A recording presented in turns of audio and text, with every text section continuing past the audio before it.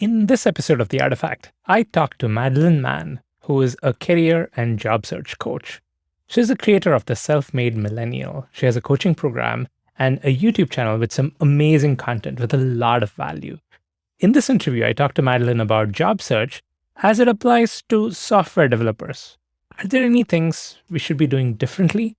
What's the importance of soft skills when searching for a job that just requires you to code all the time? Do cover letters matter? How about referrals, connections? In this interview, we cover all these topics and more. I hope you get as much value and learning as I did from this episode of The Artifact.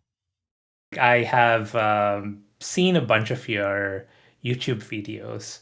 I believe the first video of yours I saw was you had a video about how to answer the question, "Tell me about yourself," in an interview, and that was like I saw that video and I had a bit of an aha moment there because you mentioned in that video that the "Tell me about yourself" question is basically the interviewer trying to context switch and learn about the candidate because they have like 100 different things to do and they've been pulled into the interview. And that was an aha moment for me because that was the time when I was like, yeah, it's helpful to think about this whole process from the interviewer's perspective. And I got a lot of value from that video and from a bunch of other videos that you've done. So super excited to talk to you and ask to kind of begin with the question, how do you do it? How do you pack so much value and have so much energy in your videos?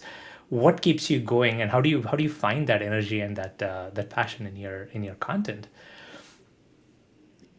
So my background is in human resources, and I am one of those people who found her dream job.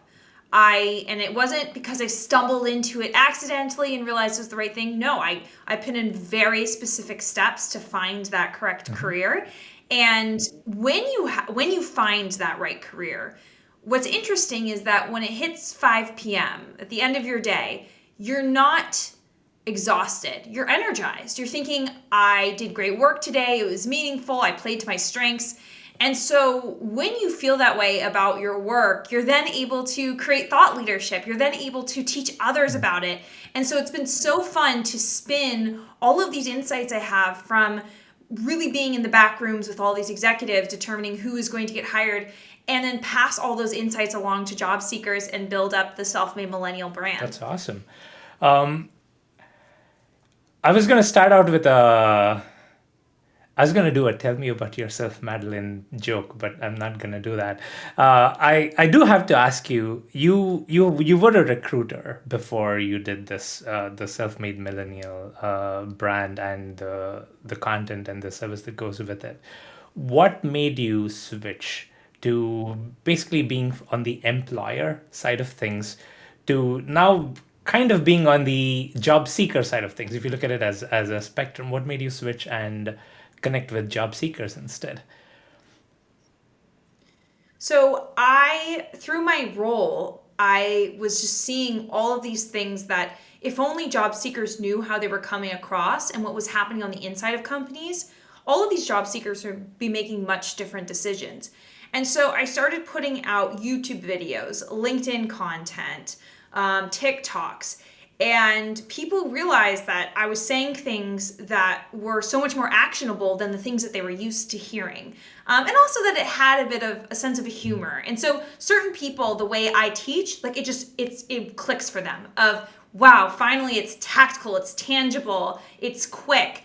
And so when I saw that there was this huge demand for my services, for the first couple of years, I had a YouTube channel. I didn't monetize anything. I was just putting out content in the world. But when I saw there was such a high demand for my services, I started just putting out digital courses. I started coaching folks, and it got to be so big that it would have been silly to dedicate 40 hours a week to a full-time job and fewer hours a week to this when I was helping so many more people and it was so much more profitable. Yeah, that makes sense. That makes sense. There's a lot of value in your content. I can tell that you have seen this on the other side, and there are things that people don't realize. I'll be honest. I'll admit. I'm a software engineer, and the people who listen to this podcast and this video are probably software engineers. That's kind of like my core audience, and we don't typically tend to think about these things a lot. If you think about a typical preparation process for software engineers to get through an interview, like they want to join a big company like a Google or a Facebook, or even a smaller company, they go, well, I have to learn my programming skills. I have to learn how to crack the technical interview. This part about soft skills and learning how to negotiate, learning how to respond to certain key questions, it certainly hasn't entered my mind when I have attended the interview. It's like that part, we just wing it. Do you think this part is important or just as important for these kind of high skill jobs where the skill and the technical expertise that you have is so much more important? Do you think it still matters for those kind of jobs as well? I think one of the types of questions that has been so common is in software engineer interviews and across the board, especially at these larger tech companies, are behavioral interview questions. So tell me about a time when.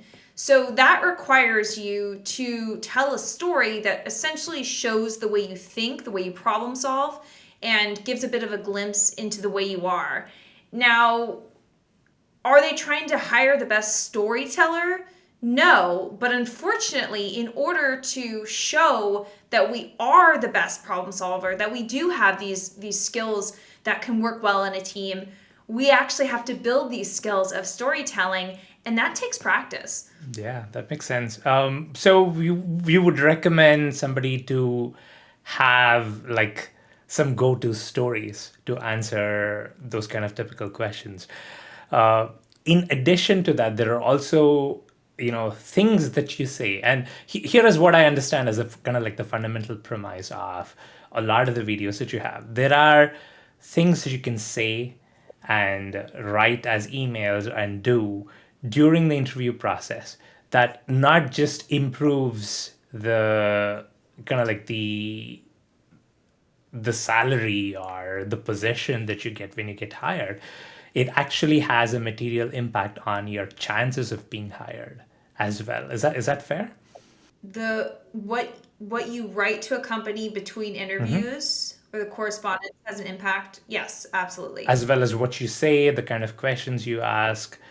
So you see that irrespective of whether it's like a high profile tech job or any other job which has more importance given to soft skills. Because here's the thing about programmers, it's kind of like a general stereotype, and I've found that to be true more often than not, in my experience at least.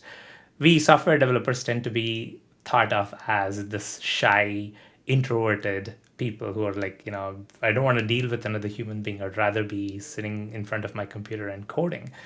So having this need to focus on these things might come as like, yeah, should I really be doing it, right?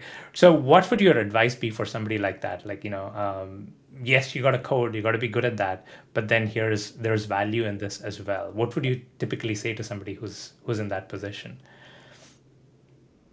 Well, I would say that there's a couple dynamics that people are sometimes hesitant about doing. One of them is that in your correspondence or even in the way you react in an interview, showing a bit of interest and enthusiasm, even if it might not be, even if you're not someone who verbally says that you're interested and excited, even if you're not someone who maybe is visibly excitable, and you don't have to be visibly excitable, but companies, if they are choosing between two different people, they will always choose the person who wants the job more. Why? Because they're looking to retain that employee for as long as possible. Whoever is intrinsically motivated will likely be retained longer, especially with developer talent.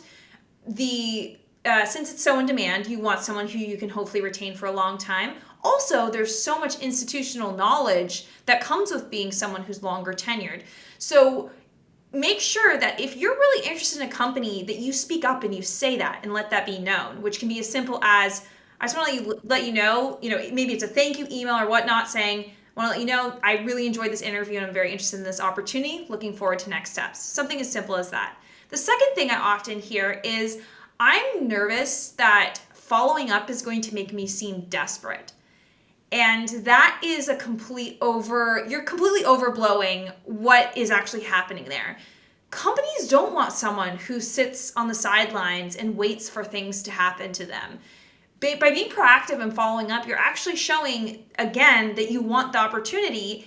And also, if you've ever been inside of a company, you know that hiring is not the only thing they do. They likely have, going through sprints and product launches and all these things where hiring you is not necessarily the thing that's on the top of their mind every day. So for you to slide into their inbox, remind them that you exist, remind them that you're interested, that they go, oh my gosh, wait, yes, like let's get him or her on the books for next week once things calm down a little bit. Yeah, that's fair. And it's not going to hurt in any way, right? So even if it has no material impact, there's no cost to just sending out an email and reminding people or just thanking them or whatever, right? So yeah, that's fair. I wanted to ask you also about the job search itself. So this is when an interview process starts, but before that, a lot of people have to go through this tedious process of applying for jobs, sharing out their resumes, sharing out their cover letters. And one of the things that I've been curious about is what's the importance of a resume or a cover letter in today's age where you have LinkedIn profiles and the scale is so significantly big that people are just searching for keywords. Is there anything to a resume or a cover letter beyond just a bunch of keywords that show up in a search? Like, does anybody even bother to read it in today's recruitment process? So I would say that keywords and having an updated LinkedIn profile is number one for developers. Like that is the way you'll be found. Make sure the languages that you know are on there. Make sure the certain technologies you've worked with are on there. All of it, right? So that's super important. Now, when you're talking about resumes, what's really important there is your resume, while it, maybe your LinkedIn is what kind of caught their attention, your resume is what's making an impression every time you have an interview. That person who's doing the interview with you, the only thing they know about you is often what's on that resume page, and it could determine the questions they ask. What you highlight on the resume might be what they ask you about. And so if your resume doesn't really have the right accomplishments, it's not focused on the right thing, immediately the judgment of you from the very beginning of the interview is already at a lower standard. So I would say really focus on that. As far as cover letters, I would say that if you're going for one of the bigger companies, cover letters are rarely read. If you're going for a smaller company, that cover letter can sometimes make or break you. For example, I worked in the blockchain industry. We were more interested in hiring people who had a passion for blockchain technology than hiring someone who was adequately qualified but had not done their own homework on blockchain technology and studied it. Why? Because loving the technology, being interested in it, again, that's a retention tool. That's something that is a fabric of the culture. We saw that was predictive of someone's longevity at the company. So we would take someone with lower skill level but higher investment and interest in blockchain technology. How do I know that you have interest in blockchain technology if you've never worked at a blockchain company? Well, you might say so in your cover letter. So things like the why behind you're interested can sometimes make or break you. So, do you see that as kind of unique to these kind of niche technologies? Because, for example, if I'm applying to Google, I don't have to tell a why. I mean, it's Google. It's fairly obvious what my motivations are.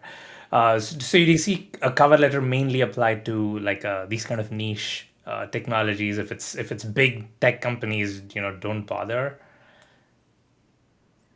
So why I say if it's big tech companies don't bother is for two reasons. One, because they get so many applications that they're not even spending really any time to read the cover letter. Second is because, exactly as you said, they get their pick of the litter. Everyone wants to work at Google, right? But if you're a smaller company, you're really used to getting a bunch of applications and people getting on the phone and going, "Oh, what company is this for?" "Oh, yeah." And they're basically like they're the safety job.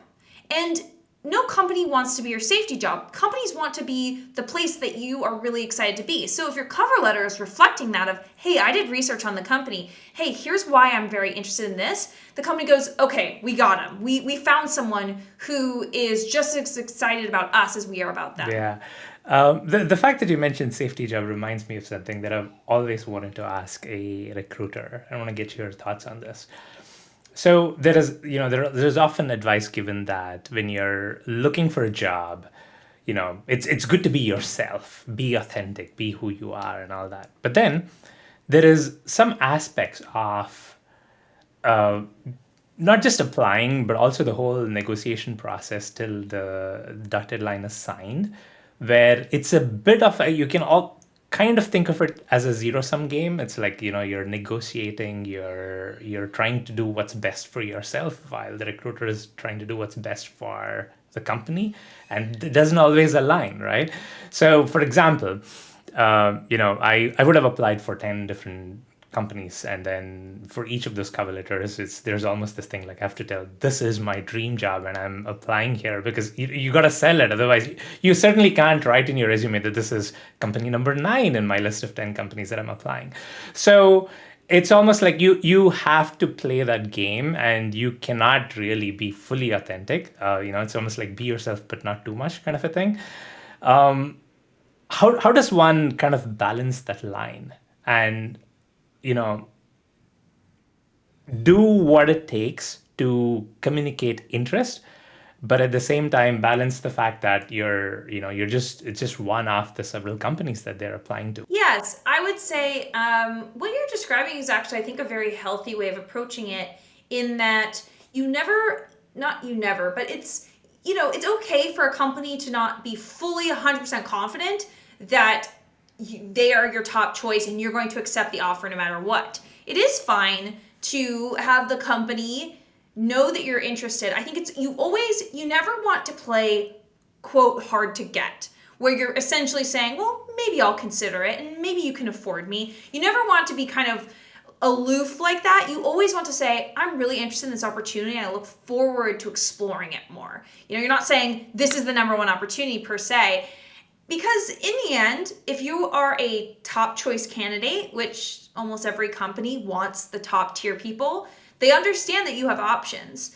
And so if you are saying, I'm exploring different options, but I want to tell you your company's really caught my attention. I'm really looking forward to the potential of working together. I think having that level of enthusiasm without necessarily promising them the world is actually a really healthy way to approach it. So that's a bit closer to actually being truthful and being authentic as well, so that works out well.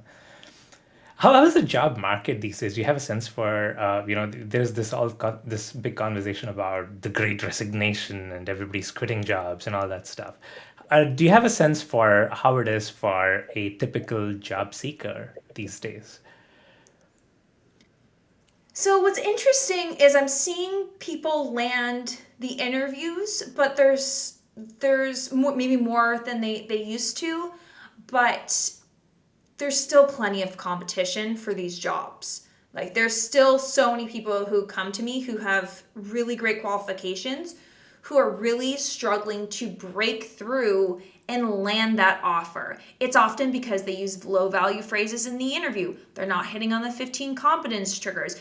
They're not having a consultative approach. Like basically all these things I teach in my coaching program, that they are just really missing the mark. But it's very difficult to see this in yourself, because even me, someone who is considered a, quote, job search expert, even I had coaches when I was going through the job search process, because you're so close emotionally to your own experiences and the entire aspect of the job search, that you're sitting in the bottle and you can't read the label. You're so clouded by what's going on that it's difficult to see where you're going wrong. Okay. How would one break that? How would you see the label on the bottle? How would one do that? Yeah. So often to see the label on the bottle, you can't be in it, right? So it's often someone giving you feedback. And the problem is with the job search process is no one gives you feedback, right? So I do things like I review people's interview. Like if there's a video of the interview or if they have a video of a mock interview, I'm able to view it. I'm able to give them feedback on certain things that they do, certain things they say. People will explain a situation to me and I'll be able to say, okay, that's where it went wrong, right? So it's really being able to see it from a fresh perspective. Why does feedback not, why is feedback not that readily given though? That's I've noticed. So there is this common complaint from job seekers that yeah, you as a job seeker are expected to respond and stay on top of emails, but a recruiter often just ghosts them. They don't when if something goes bad or they're not chosen for the job, you hardly hear, and it's a long period of waiting time before they have to give up on any hopes they have of a job if they don't hear back. What is it that's keeping recruiters from sharing to the candidate that, well, this didn't work out, good luck? Is that like a liability thing? Because I don't just see one or two recruiters do this. It's so prevalent in the industry. What do you think is the reason behind that? Right. So what's happening in the background is an absolute wild goose chase. So often if a recruiter never responds back, it's because they never got a definitive answer from the hiring manager. So they might have reached out to you, said, "Hey, your profile looks really good. Would I be able to extend your resume to the hiring manager?" And the hiring manager doesn't go over the resume, kind of lets it sit, has maybe analysis paralysis and thinks, well, I don't want to outright reject this person because I want to interview these other people and possibly this person's right. Or maybe they've paused the search completely. There's, a million and a half reasons why. But it really is this kind of, the recruiter is essentially the the mouthpiece between the hiring manager and the candidate. And I will tell you something that also gives light to why feedback isn't given. So when I was working as the head of HR, and I just had this bug to give back. This is before I started my YouTube channel. I thought, okay, well, you know what I'm going to do? I'm going to make us the best candidate experience company that any of these candidates have ever seen. And even if they're rejected, they are going to get an email with me with not only why they were rejected, but ideas for how they can improve their application to other companies. And I thought I was going to be everyone's hero. And I'm telling you right now, when I gave people feedback about how they could improve their cover letter or their application, people got extremely defensive. Most people are pretty terrible at taking feedback. And so what I realized was not only was this like emotionally exhausting, time intensive, but if they also weren't if they weren't negative, maybe they were kind of positive, but then they expected a second chance. They expected to hop on the phone with me. They expected to be able to submit another application, be considered again. And so ultimately, it was just a really bad idea for me to actually communicate with these job seekers in the way that I thought was what everyone wanted. I can see that. I can see people getting defensive about it because it's almost like they're being judged, right? Their career is being judged, their performance is being judged. So it makes sense why somebody would get defensive and almost use that, a response to the feedback as maybe another opportunity. They're trying to find a way to get back in. So that does make sense. Also, I see a bunch of people, I've talked to who almost think of this as, they almost think of an employer, a potential employer, as an adversary, right? It's like it's me versus them. That certainly can't be healthy. What kind of advice would you give for them? Because again, going back to the zero sum game, right? It's like for me to win and for me to get a good package, this means that I'm gonna have to do something which the employer might not be willing to do initially, and I have to bargain them and kind of twist their arm to get to that position, right? So it's almost like an adversarial, relationship there. What would you recommend to kind of work around that and not have that affect your communication with the company? So I would say if you're feeling that way, that that feeling is misguided. So really, when you go into an interview, when you submit a resume, when you are talking about an offer, you and the company have the exact same goal. When you go into an interview, their dream is that you are the perfect candidate and they can completely stop the interview process, because the only person who dislikes the interview process as much as you do is the person interviewing you. Most people hate this process. It's taking away so much time for their work. They're currently doing multiple jobs because the only reason you hire is because you have more work than you have people. So the person who's interviewing you is overworked already. So it's already a situation for disaster and for people on both sides to be exhausted. And so if you go into this thinking, basically if they invited me to this interview, it means they want me to take this job, and it's my job to give them no pause as to why I'm the best person. And you don't have to be the person who is the cookie cutter person. I've gotten thousands of people jobs where they are career changing or they are totally unconventional, but knowing that, you can really go in with a much more positive attitude, and it can be much more of a win-win. Yeah, it's a great way to look at it. It'll probably affect your performance as well. You'll probably, be perceived as more friendlier and maybe a good culture fit as well. How do you see the job search for freshers or like fresh graduates? What is the best way for them to start looking for a job? Because it's very common experience for people who've just got a degree or something like that. They're into the job market and there's this huge number of people they're competing with. How does one even get started at that point? I think that one of the most important things is people are often willing to take a chance on freshers if that fresher has done the work to understand what their next step is.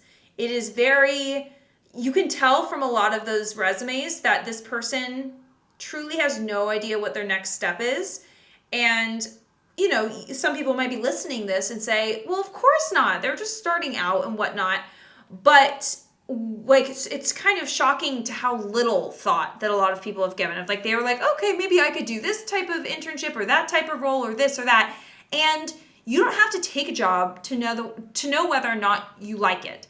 You need to talk to people in that profession. And once you start to talking to people and pulling back the layers about the best things and the worst things about the job, you'll realize that most jobs you actually do not want, and you should not apply to those. And so when you're able to actually say, I know I don't have a lot of experience in this field, but I am studying it every day, I am consuming it, and I am branding myself as someone who's going strictly into that career path, you'll be so shocked at how many doors open. That's interesting because it's almost like you're narrowing your scope of opportunities. Because at least when I was out of college, the way I was looking at it was somebody give me a job. I'll take any job that I get, right? So it's almost like you want to keep your mind open to any possibility, and like your first job is going to be your the first 2 or 3 years of your career. So what you're saying is almost the opposite of it. So when Yeah. you pick a path before whatever opportunity gives you one, you are basically eliminating some of the possibilities, some of the opportunities that could have potentially come your way. uh, how does that work? Like, how does it make it better, and how does it improve the chances of somebody getting a job? So what you're describing of I'm just going to throw everything out there and see what job Yeah. I get. I call that hitchhiking through your career, where essentially you're standing on the side of a freeway, sticking your thumb out, and just whichever company picks you up, they Yeah. pick you up. And we'll see if you end up somewhere crappy or if you end up somewhere you actually love. Now, what would have been better is if you had done your research. You researched different cities. You thought about what are the vacations I took in the past? Where are the places I've lived in the past? What I love about those places? What did I dislike about those places? All right, well, now I'm going to talk to my network. And, I have a cousin who lives in Los Angeles. I am going to, ask them about what it's like to live there. And you hear about it and you go, oh, that's probably not for me. Okay, what about, New York? So essentially then you're not hitchhiking, you're now understanding, you're making a very intentional next step. But here's the thing, people get a little bit lazy with this part. They just think it's too big of a problem. It's too big of something to solve. I personally solved it for myself at the age of 21, and I was able to find my perfect career. There was a lot of dead ends. It was really tough to figure it out, but I went into human resources, and we all know no little girl dreams of being a human resources manager. It was because I did this hard work that I understood that was the right path for me. Okay, so in the case of like a new software or a computer science grad, it would be kind of getting into different technologies and maybe doing projects and seeing what path works for them, and then have a focus on what set of careers they want to work on. That's interesting. I hadn't looked at it that way. And speaking with people. Ah, Speaking with people. I cannot, everyone always does online research and projects. That's a good idea. That's definitely a good idea. But speaking with people you'll be able, if you speak with people before you do the projects, because you're going to cut out so many things so much more quickly, rather than you spending 8 weeks focusing on something, not liking it, spending 8 weeks. Spend 18 minutes, have a real conversation with someone, talk to someone you don't know, use the student card. People love helping students and early career people. that's interesting, student card, because I was going to ask you, networking is a bit of a, it has a bit of a snowball effect, right? So once you have a network, it's easier to grow that network and it just increases exponentially. But how about somebody who doesn't know anyone who's starting? Like, who do they approach? How do they go about it? So LinkedIn has completely democratized this whole thing. So if I looked at your career path, was interested in potentially what you've done, where you've worked, I would listen to one of your podcast episodes, and I would reach out to you and I would say, hey, I'm interested in a similar path. Would you be open to telling me your story? Just having a 15-minute call. It's that simple. But make sure, if you're asking for 15 minutes of someone's time, that you spent 15 minutes of yours understanding them. Yeah. And there's no, you don't have to have a filter. You can reach out to anybody. The worst you're going to get is a no. Which you're exactly back at the same exact spot where they had no idea who you are on the planet, and they probably are not even giving that whole interaction a second thought. All right.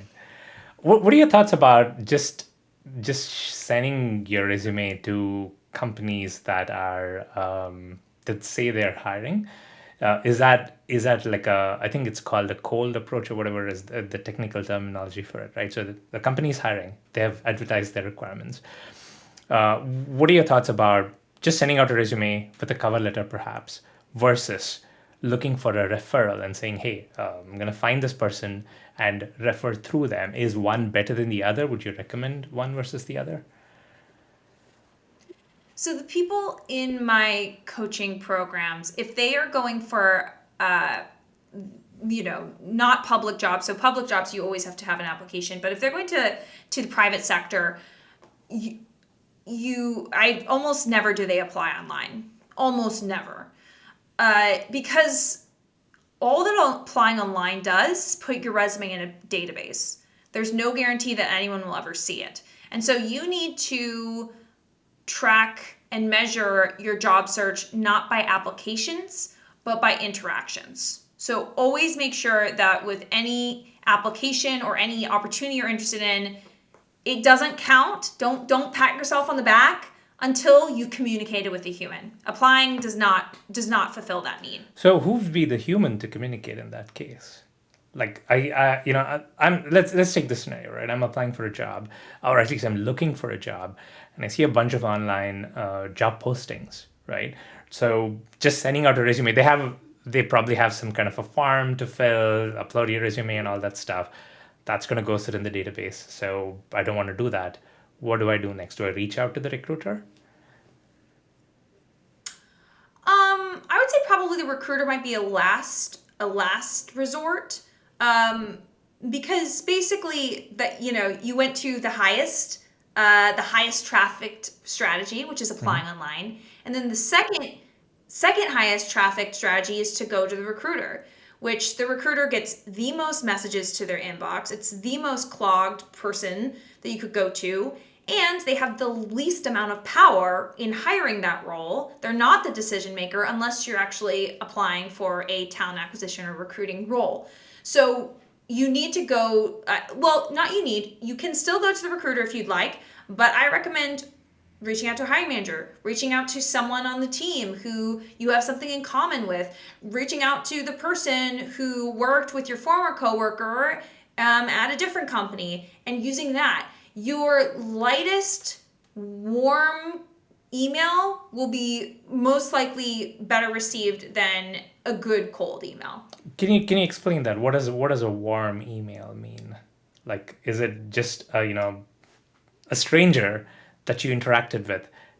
You don't start out with saying that you're interested in the job, but then once you have established an interaction, send out an email which expresses interest. Is that what you mean?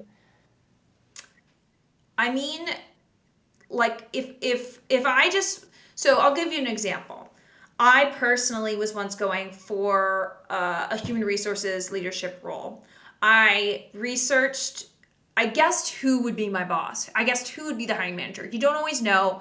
I made a wild guess, and I thought if this isn't the right person, I'm sure she'll forward the email to the right person. So I write a customized email. I've done my research on her. I send her that email. It gets a few opens. I know she read it, but she didn't respond.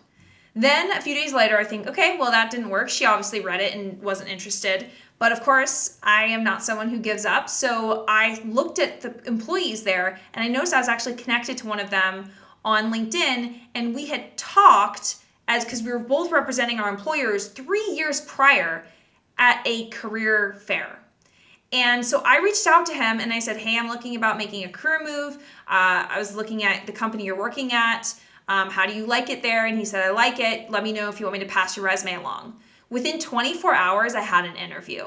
So that's what I'm talking about this guy doesn't know anything about me. I was a very loose connection from 3 years prior. I just had to have the courage to reach out to him, and he was willing to help. And it was the same human, same resume that the VP got, but yet for some reason, when it came to her in a different way, I got the interview.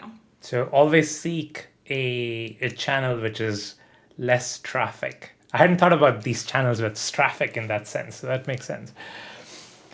Do you see? So you've worked with a lot of different, professionals in a lot of different industries. Do you see anything that's fundamentally different in the software industry, at least when it comes to job search, as opposed to some other industries? Anything unique to the software industry and how somebody would approach a job search? I mean, my entire professional career has been mostly in software and technology. So basically everything I've been saying has been with that lens I in see. mind. Yeah. But you do work, so you do consulting, and you do work with people from other professions, don't you? Yes, yes. I work with people in all different professions. It's just such a broad Okay. question that it's like I could compare it to individual industries, I suppose. Um, so yeah, if there's any particular comparisons you're looking for, um, but I mean in general, one of the reasons why I love hiring in tech and software is because people are not interchangeable. You you are People are seen as being highly skilled, and so you want to maintain that talent, you want to vet that talent, you want to impress that talent and entice them to join the team versus other especially more passion industries. I consider passion industries like maybe something like entertainment or sports or fashion, where basically there's someone lined up out the door ready to take the same job you have but paid $10,000 less, and everyone's really just kind of scratching. Whereas in more of like the software industry, there's a lot more that's appreciated, I think, with people's intellect, with their creativity, and that's why there's a lot more competition over talent. Yeah, that's fair.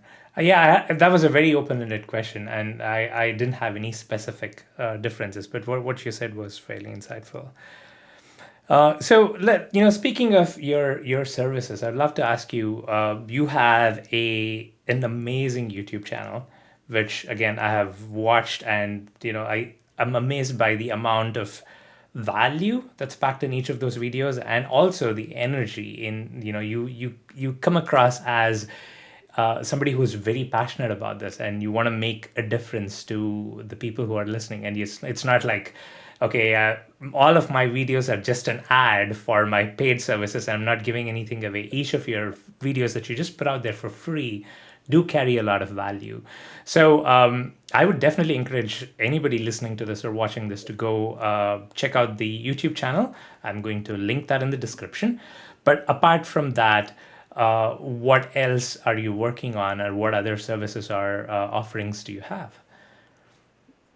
Absolutely. So, I have tons of free resources on the front page of my website, madelinemann.com. We talked about tell me about yourself at the beginning. That question I found can make or break the entire feeling of your interview. So, I have a free worksheet resource on the front page of my website that people adore. So, definitely check that out. And then, if you're interested in coaching, if you're interested in actually working with me and me giving you feedback and working through my program, I have a program that has absolutely has just out of this world testimonials. Last time I had people on, people were actually like, are these testimonials real? Because just incredible transformations. It's a program called Standout Job Search. So you can head over to my website, madelinemann.com. You can go to madelinemann.com and you can go to the Work With Me tab, and we can get going. All right, awesome, sounds good. So yeah, this was a very interesting conversation, and I learned a lot from this.